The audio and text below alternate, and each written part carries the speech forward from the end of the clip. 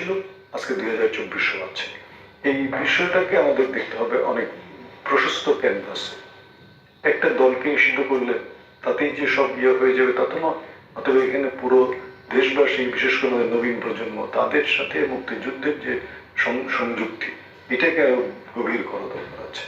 মানুষ তো সবকিছু আপনার করে। মানুষ যদি সচেতন হয়, মানুষ যদি মুক্তিযুদ্ধের চেতনাকে ধারণ করে, সমুন্নত রাখার চেষ্টা করে, অনেক কিছু এখানে করা সম্ভব হবে। আর অনেক কিছুই করে ফেলছে আজকে, কারণ আমরা অনেক সময় সেই সচেতনতা নিয়ে কাজ করি না।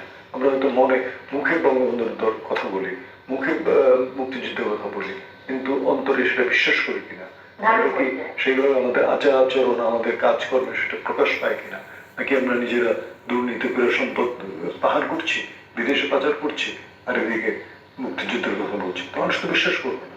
নবীন প্রজন্মের কাছে সেই বিষয়গুলো তুলে দেওয়া। অসংখ্য ধন্যবাদ স্যার। আজকের মতো শেষ করতে হচ্ছে, সময় একেবারে